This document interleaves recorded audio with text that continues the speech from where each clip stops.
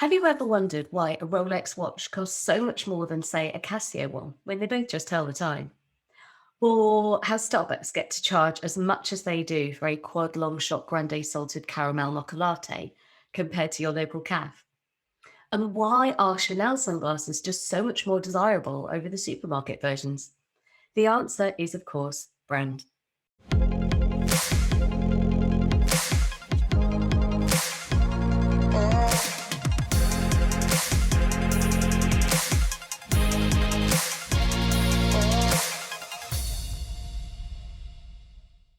Hello, I'm Satna Puri, multi-award winning brand boss and founder of Innovisions ID. As well as being a brand consultant and designer, I'm also a speaker and best-selling author of Let's Get Visible. Shameless plug. I've worked for major media owners and agencies on global brands, and now I use that big brand experience to help ambitious, purpose-driven thought leaders and game changers get brand clarity and stand out to scale faster. In this video, I'll help you understand what brand is and why it's so vital for business success. Oh, and before we dive in, don't forget to subscribe and hit the bell so you don't miss any upcoming videos. Firstly, brand. What is it? Now, what it's not is it's not your logo. It's not even your colors, typefaces, imagery, and all that stuff. No, that's your branding.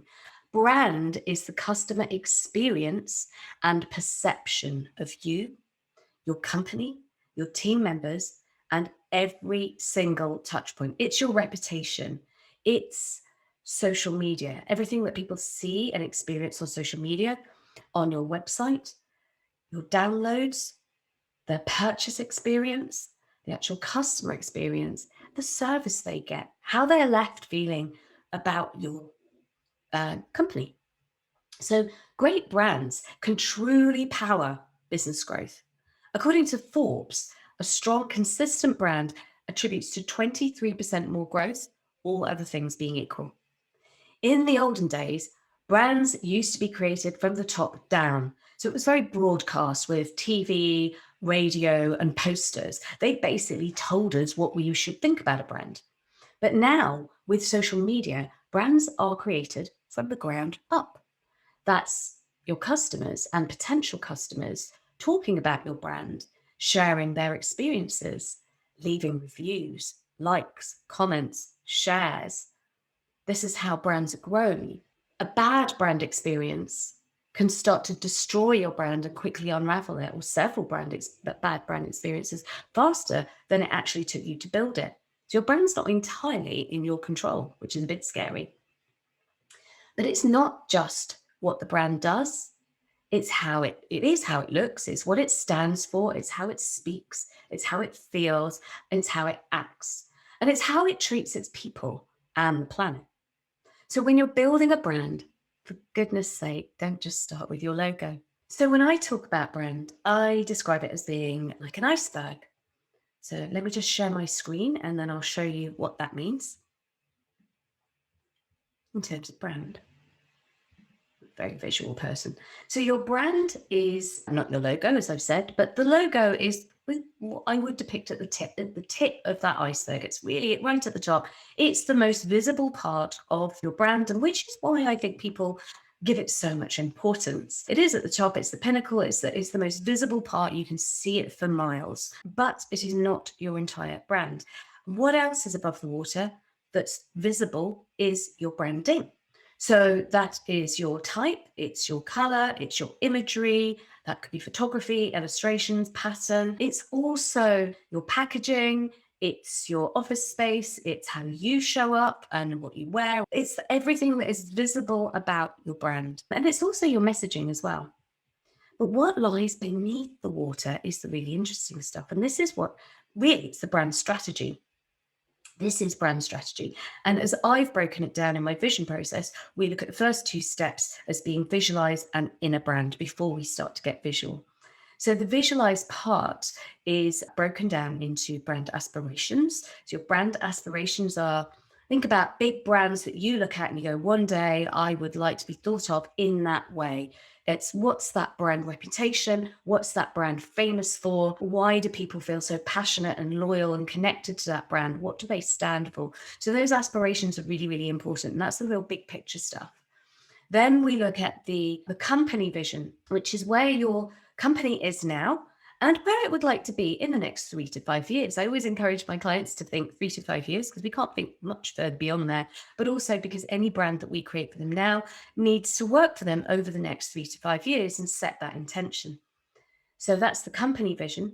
And then we look at the customer vision. Now, it's not just who they are, but where they are right now and where they would like to be as a result of working with you. So, what's the transformation? And we really focus on getting that real clarity as to what's the benefits of working with you. Then once we've done visualize, we look at inner brand. Now, inner brand, for me, that's the real heart and soul of the brand. So we've done the bigger picture stuff, and now we're going to go deep inside your brand and make that emotional connection. We need to make an emotional connection with your target audience in order for them to feel really connected with your brand over any others. And really, brand is about making that emotional connection and making that choice based on heart and mind connection. So the inner brand starts with the values. We start with the values, maybe look for 3 to 7 values, an average of 5. And it's really what if people feel that they are connected with your values and that you are aligned with their own values, they're going to want to work with you. So once you've established those values, we then think about the brand personality. So if your brand was a person, and they have had those values, how would that be expressed in terms of their personality? So your brand may be friendly, approachable, caring.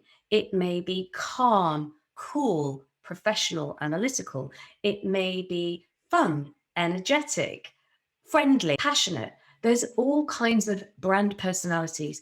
And once you've established your brand personality, that will then flow into your brand voice and your brand tone of voice. So if you think about a brand connecting and communicating with a set of tired parents of newborn babies, for example, that brand voice is going to be very different to communicating with stressed out, busy, overweight executives. So think about who it is that you're talking to and think about the person or the personality that your target market would trust to listen to. And that's your brand tone of voice.